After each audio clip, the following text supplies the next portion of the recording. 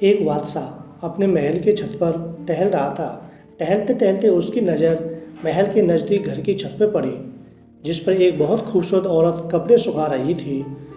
बादशाह ने अपनी एक बांदी को बुलाकर पूछा, किसकी बीवी है ये? बांदी ने कहा, बादशाह सलामत, यह है आपके गुलाम फिरोज की बीवी है। बादशाह नीचे उतरा। बादशाह पर उस औरत के हुस्न जमाल का सहर सा छा गया था। उसने फिरोज को बुलाया। फिरोज हाजिर हुआ तो बादशाह ने उससे कहा, फिरोज, हमारा एक काम है। हमारा यह खत फलां मुल्क के बादशाह को दे आओ और इसका जवाब भी उनसे ले आना। फिरोज उस खत को लेकर घर वापस आ गया। खत को अपने तकिए के नीचे रख दिया। सफ़र का सामान तैयार किया, रात घर में गुजारी और सुबह मंजिल मकसूद पर रवाना हो गया। इस बात से ला इल्म की बादशाह ने उसके साथ क्या चाल चली है। इधर जैसे ही फिरोज नज़र से ओझल हुआ, बादशाह चुपके से फिरोज के घर पहुंचा और आहिस्ता से फिरोज के घर का दरवाज़ा खटखटाया। फिरोज की बीवी ने कहा, कौन है? बादशाह ने कहा कि मैं बादशाह हूँ, तुम्हारे शौहर का मालिक। तो उसने दरवाज़ा खोला। बादशाह अंदर आकर बैठ गया। फिरोज की बीवी ने हैरान होकर कहा कि आज बादशाह सलामत यहाँ हमारे गरीब खाने में? बादशाह ने कहा कि मैं यहाँ की पनाह चाहता हूँ। आपके इस तरह आने से जिसमें मुझे कोई खैर नज़र नहीं आ रही। बादशाह ने गुस्से से कहा, ए लड़की, क्या कह रही हो तुम? शायद तुमने मुझे पहचाना नहीं। मैं बादशाह हूँ, तुम्हारे शौहर का मालिक हूँ। फिरोज की बीवी ने कहा कि बादशाह सलामत, मैं जानती हूँ कि आप ही बादशाह हैं, लेकिन बुजुर्ग कह गए हैं कि शेर को अगर चाहे जितनी ही भूख क्यों न लगी हो, वह मुर्दा तो नहीं खाना शुरू कर देता। और कहाँ बादशाह, तुम उस कटोरे में पानी पीने आए हो जिसमें तुम्हारे कुत्ते ने पानी पिया है। बादशाह उस औरत की बातों से बड़ा शर्मसार हुआ और उसको छोड़कर वापस चला गया, लेकिन अपनी चप्पल वहीं भूल गया। यह सब तो बादशाह की तरफ से हुआ।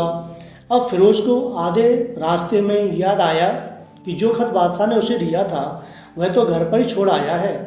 उसने घोड़े को तेज़ी से वापस मोड़ा और अपने घर की तरफ लौटा। फिरोज अपने घर पहुंचा तो तकिए के नीचे से खत निकालते वक्त उसकी नज़र पलंग के नीचे पड़े बादशाह की चप्पलों पर पड़ी, जो वह जल्दी में भूल गया था। फिरोज का सर चकरा का रह गया और वह समझ गया कि बादशाह ने उसे सफ़र पर सिर्फ इसलिए भेजा था ताकि वह अपना मतलब निकाल ले। फिरोज किसी को कुछ बताए बगैर चुपचाप घर से निकला। खत लेकर वह चल पड़ा और काम खत्म करने के बाद बादशाह के पास वापस आया तो बादशाह ने उसे इनाम के तौर पर 100 स्वर्ण मुद्रा दी। फिरोज ने उन्हें लेकर बाजार गया और औरतों के इस्तेमाल के कीमती कपड़े और कुछ तोहफे भी खरीद कर घर पहुंच गया। बीवी को सलाम किया और कहा, चलो तुम्हारे मायके चलते हैं। बीवी ने पूछा, यह क्या है? कहा, बादशाह ने इनाम दिया है और मैं चाहता हूँ कि तुम यह पहनकर अपने घर वालों को भी दिखाओ। बीवी, जैसे आप चाहे। बीवी तैयार हुई और वालिदैन के घर अपने शौहर के साथ रवाना हुई। दामाद और बेटी और उनके लाए तोहफे को देखकर वह लोग बहुत खुश हुए। फिरोज बीवी को छोड़कर वापस आ गया। 1 महीना गुजरने के बावजूद ना बीवी को पूछा और ना उसको वापस बुलाया। फिर कुछ दिन बाद उसके साले उससे मिलने आए और उनसे कहा कि आप हमारी बहन से गुस्से और नाराज़गी की वजह बताइए या फिर आपको काजी के सामने पेश करेंगे। तो उसने कहा कि अगर तुम चाहो तो कर लो, लेकिन मेरे जिम्मे उसका ऐसा कोई हक वाक़ई नहीं जो मैंने अदा न किया हो। वह लोग अपना केस काजी के पास ले गए तो काजी ने फिरोज को बुलाया। काजी उस वक्त बादशाह के पास बैठा हुआ था। लड़की के भाइयों ने कहा, अल्लाह बादशाह सलामत और काजी साहब को सही सलामत रखे। काजी साहब, हमने एक सरसब्ज बाग दरख्त फलों से भरे हुआ और साथ में मीठे पानी का कुआं इस शख्स के हवाले में दिया था और इस शख्स ने हमारा बाग उजाड़ दिया, सारे फल खा लिए, दरख्त काट लिए और कुएं को खराब करके बंद कर दिया। काजी फिरोज की तरफ मुड़ा, पूछा, हाँ तो लड़के, तुम क्या कहते हो इसके बारे में? फिरोज ने कहा, काजी साहब, जो बाग मुझे दिया गया था वह उससे बेहतर हालत में मैंने उसे वापस किया। काजी ने पूछा, क्या इसने बाग तुम्हारे हवाले वैसी हालत में वापस किया है जैसे पहले था? तो उन्होंने कहा, हाँ, वैसे ही हालत में वापस किया है, लेकिन हम उनसे बाग वापस करने की वजह जानना चाहते हैं। सालों ने कहा। काजी ने कहा, हाँ फिरोज, तुम इसके बारे में क्या कहना चाहते हो?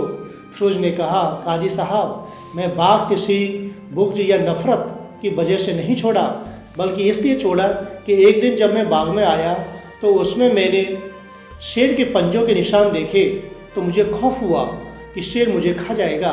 इसलिए शेर के भय की वजह से मैंने बाग में जाना बंद कर दिया। बादशाह जो टेक लगाए हुए यह सब सुन रहे थे उठकर बैठ गए और कहा, फिरोज, अपने बाग की तरफ अमन और मुतमईन होकर जाओ। अल्लाह की कसम, इसमें कोई शक नहीं कि शेर तुम्हारे बाग आया था, लेकिन वह वहाँ पर ना तो कोई असर छोड़ सका और ना कोई पत्ता तोड़ सका और ना ही कोई फल खा सका। वह वहाँ पर थोड़ी देर रहा और मायूस होकर लौट गया।